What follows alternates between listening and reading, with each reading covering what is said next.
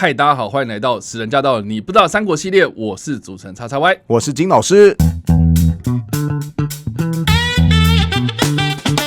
好的，欢迎回到我们的节目。我们这一集的内容要来聊聊的是有关于《三国》这个电视剧的第36集。这一集呢，场面真的是非常非常的浩大，而且也有非常非常多的动作场景哦。因为它主要是在描述有关于长坂坡战役的过程。那讲到长坂坡，就不得不提到赵云、常山赵子龙这个角色啦。终于啊，最燃的一幕，而且相比上一次那个博望坡战役，这是诚意满满啊！这一集的剧情确实蛮多的焦点都是聚焦在赵云这个角色身上了，而且都有很多有关于小说啦，或是我自己个人在玩电玩一些场景的还原哦，包括他英勇单骑救少主的故事，或是他七进七出曹营的这个非常惊险的过程，而且当中有非常非常多的打斗戏啊，看的是非常非常的过瘾。所以这一集哦，我们主要就是要来聚焦在赵云这个人到底是何方神圣哦。我们把时间交给金老师。好，我们其实好像都没好好正式介绍过赵云。是，赵云也真的是我三国当中很喜欢的一位历史人物，所以有必要从头到尾先好好来铺垫一下他。根据《云别传》有这么形容词：云身长8尺，姿颜雄伟。什么意思？赵云他大概有180公分高。哦，这么高？对，没有错哦，在今天来看也算是个高个儿了哈。是。但是请注意哦，很多电视剧都喜欢把赵云描述成就算是一个美型男，脸色可能比较白润一点啊，就是一种文弱书生，但是偏偏他的武功又非常的高强。可是《云别传》是说什么姿颜雄伟，什么意思？就是说这个人其实他是比较偏向精壮猛男的那种帅哥类型。要我说的话，可能长得像什么呢？长得像 Steve Rogers 美国队长的演员。OK， 你说克里斯伊凡吗？对，你说克里斯伊凡帅不帅？帅，但他不是那种花美男类型的帅，他是那种就是肌肉啊，你会忍不住想说去摸他一下的那种感觉。你说从那烤箱这样当出来的那样子那一刻，还有啊，就是蚁人看到他说你是队长，然后我那时候想说，这就是我想做的事情，就是美国队长的帅跟他的肌肉是分不开的。OK， 我觉得这个最能够形容所谓的姿颜雄伟。他是哪里人呢？常山真定人。那常山它隶属于河北的冀州。此时我们就要提到当年的河北双雄争霸战，也就是袁绍 PK 公孙瓒。袁绍主要地盘在哪边？就是在冀州嘛，对不对？所以如果没有意外，赵云应该要投靠君主，应该是袁绍才对啊。谁知道赵云他集结的一批人之后，选择投靠公孙瓒。公孙瓒后来看到赵云这一批所谓的常山部队的时候，一开始其实也有点阴阳怪气，就问说：“哎呀，听说冀州的人都依附袁绍啦，怎么你跟他们不一样？难道是迷途知返吗？”这句话有一点点酸味，就是说你们不是都投降吗？怎么就你过来呢？那为什么之前你不早点过来呢？赵云就蛮震惊的回答说：“天下大乱，现在谁是民主？没有人知道。但是，老百姓过得是很痛苦啦哈。所以呢，我们老百姓最大的愿望是投靠仁义的君主。”因此，我不投靠袁绍，而投靠将军您。这句话回答很漂亮就是说，我为什么现在才来？是我不知道袁绍跟公孙瓒，其实你们双方哪一个好？他也没有急着拍公孙瓒马屁，他只有说我们人民是想要追求仁政的。那我现在来投靠你，其实这句话有点反问说，那将军您是否是仁义的君主呢？你如果这个时候还对我酸言酸语，那你丧失我这个部队还是小事，丧失了常山乃至于冀州的人心，将军你自己想一想吧。我觉得赵云的回答是有点不卑不亢的，既有一点点肯定的公孙瓒，又有一点点在提醒公孙瓒。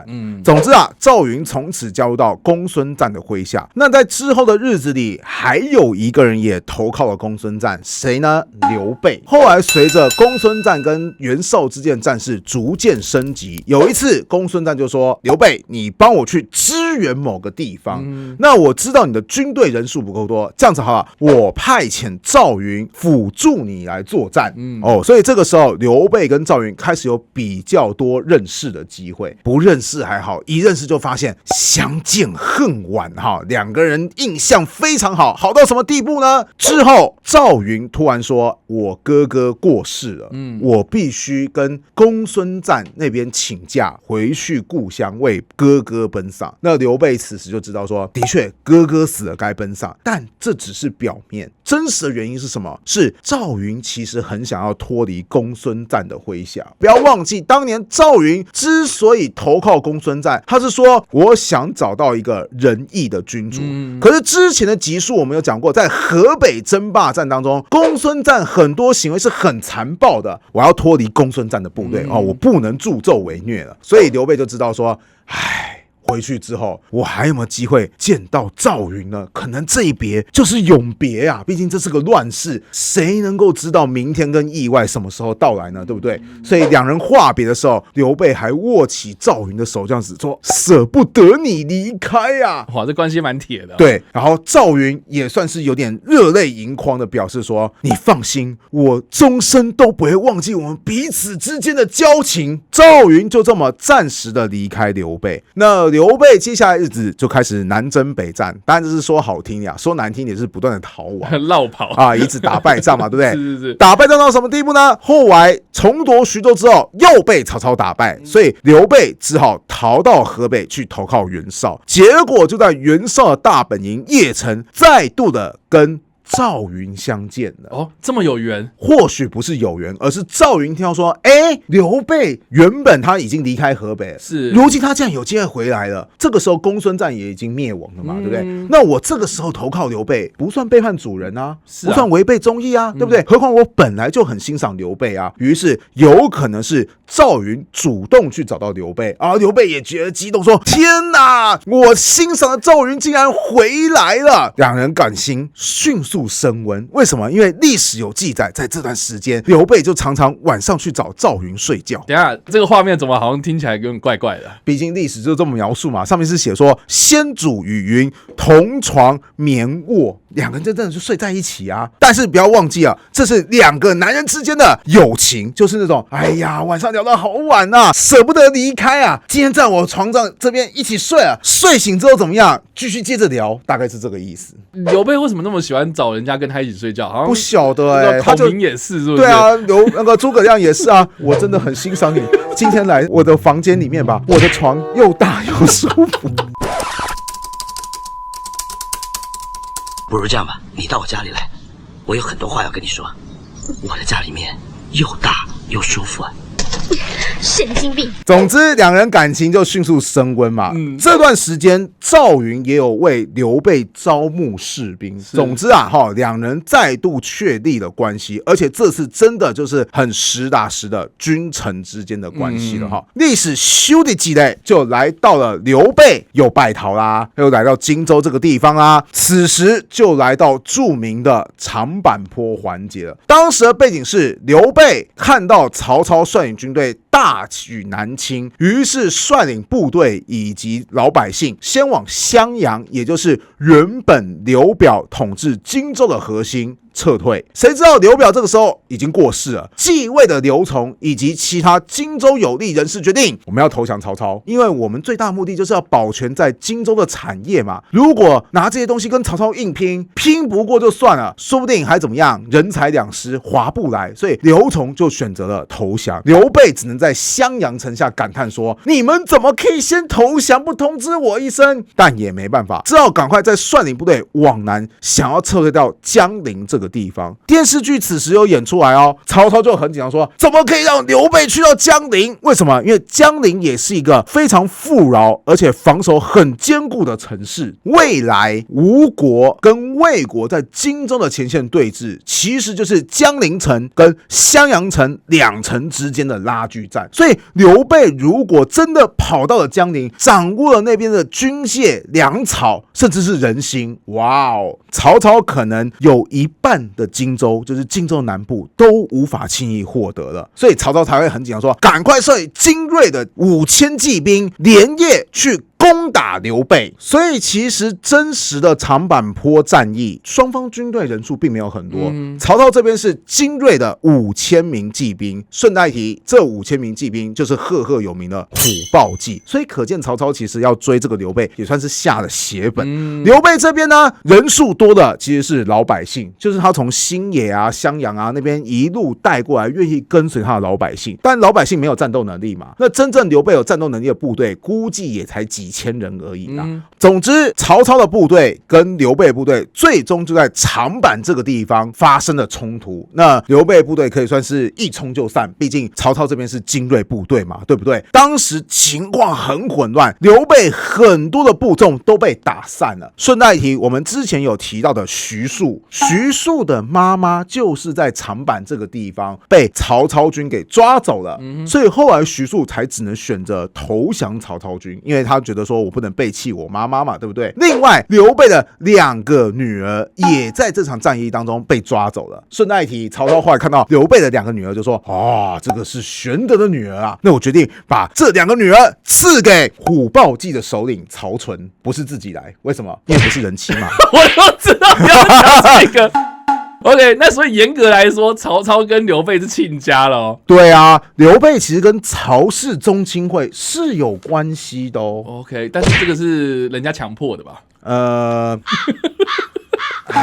算了，好，不想在这方面多做琢磨了。总之，当时很多人都被打散了嘛，对不对？此时有人就去找到刘备，就说：“我们看到赵云率领部队往北边走，北边不是曹操那边的方向吗？他一定是背弃我们，要投靠曹操了。”当时刘备一听这话，立刻举起了手戟，往那个人身上扔过去，说：“子龙不会弃我而去。”果然，赵云没有让他失望，因为赵云当时是干什么？刚刚不是说东西都被打散吗？赵云其实率领他的部队，把刘备的妻子甘夫人以及刘备的儿子刘禅救了回来。这个就是著名的长坂坡救阿斗。哇，这个是在史实当中有记载的。是我在看小说或是在打任何的游戏当中的时候，我会觉得很奇幻啊，因为怎么可能一个人单枪匹马，然后去救这个夫人，又救这个少主啊？对，所以其实小说已经尽可能的合理化了。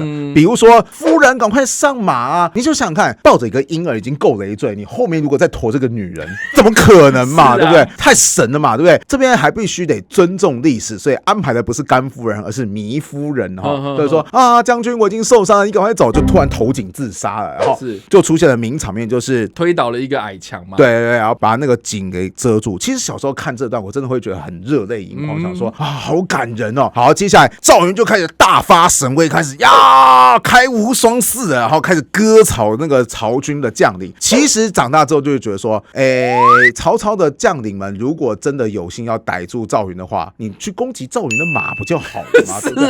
绊马索啊之类的，然后就往他马身上招呼啊。等到赵云只能徒步的时候，就不相信还能跑得出去。总之，小说为了要合理化赵云为什么可以突围，就安排了一个桥段，就是曹操看到说，那名虎将是谁？常山赵子龙。哇，我太喜欢这名猛将了哈！给我活捉他，不准放箭，也不准暗算。小说还有描述，就因为如此，赵云才可以逃出升天。所以其实小说已经是尽可能的帮赵云这种开挂般的成绩做合理化的解释了。不过你说到这边，电视剧也有加一些戏嘛？对，自从吕布死后，天下再无这种战将，我爱死他了。自吕布之后没看过这么猛的将领，我爱死他。其实我就那个时候看到想说，你爱的人可多了，你也爱云长嘛，对不对？是啊。好，后面则有一个桥段是我觉得改的很棒的部分，因为小说当中就一直描述，就是赵云一直开无双嘛，那杀了几十名将领嘛，到最后逃出去了。那电视剧则是有曹操部下抗议说，就是因为你下令要活捉，导致弟兄们死了一大堆，他就要冲出去了。然后曹操就说，那就杀了吧。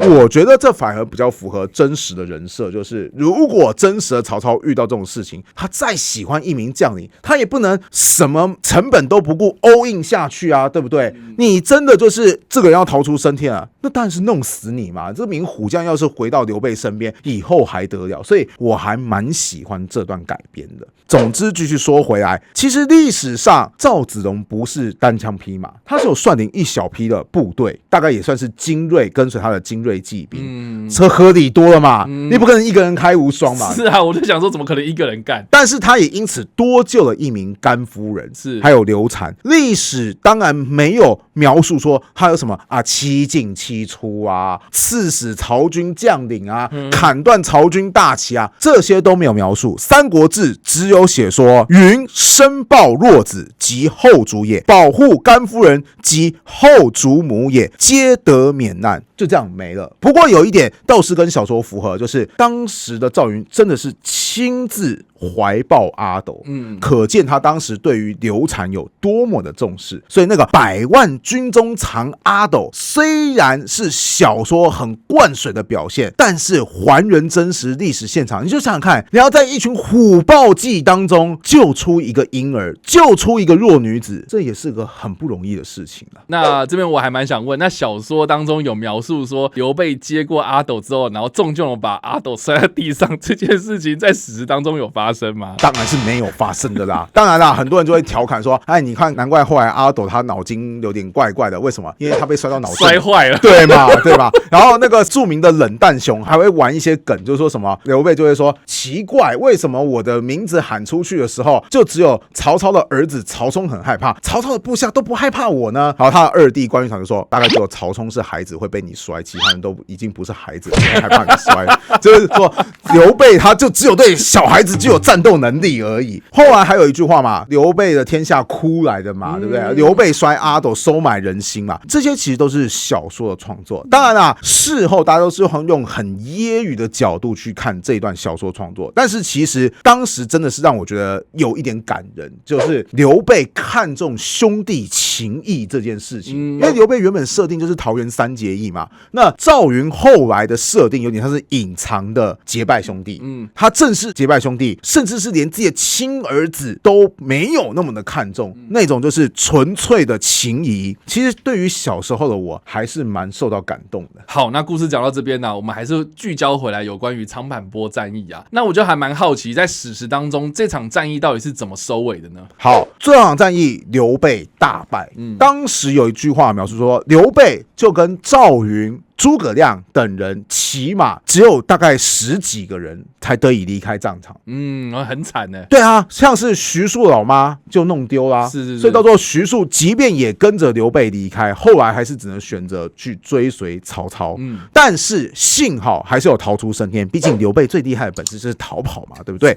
然后呢，有没有注意到关羽怎么从头到尾都没出现啊？有张翼德怒喝长坂坡啊，有赵子龙英勇救主啊。那关羽去哪边呢？关羽是被刘备提前派去江夏，江夏有谁？刘琦，而刘琦的荆州水军赶快出动，最后接应到了刘备。所以后来刘备他没能去到江陵，但是去到了江夏，并且保有一定的部队实力。当然这边的部队实力主要是指说刘琦麾下的荆州水军，不要小看这些荆州水军哦，这个就是后来他还有资本可以跟孙权合作的关键。不然的话，你刘备只剩10几个人，然后孙权说来合作吧，10几个人。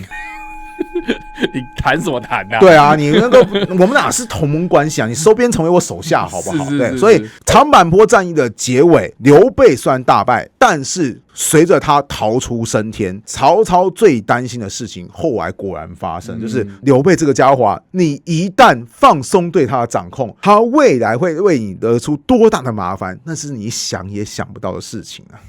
好，以上呢这个就是有关于长坂坡战役的内容，我们也顺便带到了有关于常山赵子龙、赵云这个角色到底是何方神圣。不知道大家在听完这个故事之后有什么样的想法，欢迎在留言区帮留言，我们来跟你做互动跟讨论哦。你不知道三国系列，我们下次再见，大家拜拜，拜拜。